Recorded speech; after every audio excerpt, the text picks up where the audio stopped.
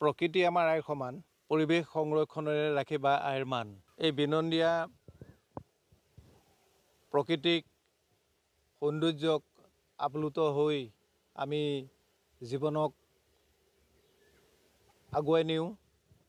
সেউজীয়া ৰং আশাবাদৰ উজ্জীৱনৰ প্ৰেম আৰু ৰূপান্তৰৰ প্ৰতীক। ৰূপকোঁৱৰ জ্যোতিপ্ৰসাদ আগৰৱালাদেৱে সেউজীয়া ৰং দেখি অভিভূত হৈ গাইছিল, সেউজী সেউজী সেউজী অ' সেউজী ধৰণী ধুনীয়া। এই ধৰণীক আমি ধুনীয়া কৰি ৰাখিব লাগিব। ধুনীয়া কৰি ৰাখিব হ'লে প্ৰকৃতিক সংৰক্ষণ কৰিব লাগিব। আপোনালোকে দেখিছে বৃক্ষৰোপণৰ কাৰ্যসূচী লোৱা হৈছে। তাইত মোবাইলত চেলফি দি ফটো তুলিছে, গছপুলি ৰুইছে। কাকতলীয়ভাৱে সেয়া সত্য, কিন্তু বাস্তৱত সেই গছপুলিৰ অস্তিত্ব পোৱা নাযায়। আচলতে গছ ৰোৱা সহজ কথা, প্ৰতিপালনহে কঠিন। এনে সহজ সত্যটোকে আমি নুবুজো কোনোদিন। গতিকে গছ যদি ৰোৱা হয়, তাৰ প্ৰতিপালন কৰাটোহে আচলতে বিশেষ কৰ্তব্য। এখন আচলতে বাঁহৰ তলি আছিল।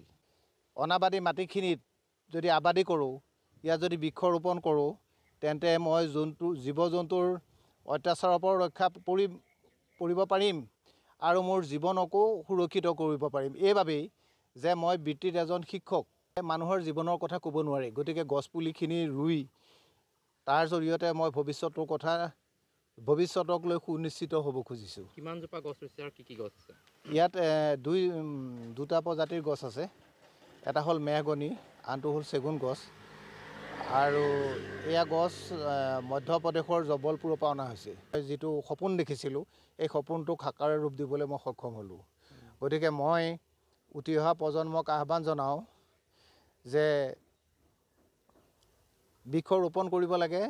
বৃক্ষ ৰোপণ কৰি পৰিৱেশৰ ভাৰসাম্য ৰক্ষা কৰাত আমি সচেতন হ'ব লাগে। আচলতে এটা জাতিৰ কৰ্ম সংস্কৃতিহে জাতিটোক চিৰ উজ্জীৱিত কৰি ৰাখে। গতিকে কৰ্মই ধৰ্ম, কৰ্ম কৰিলেহে মানুহে কিবা ফল পায়।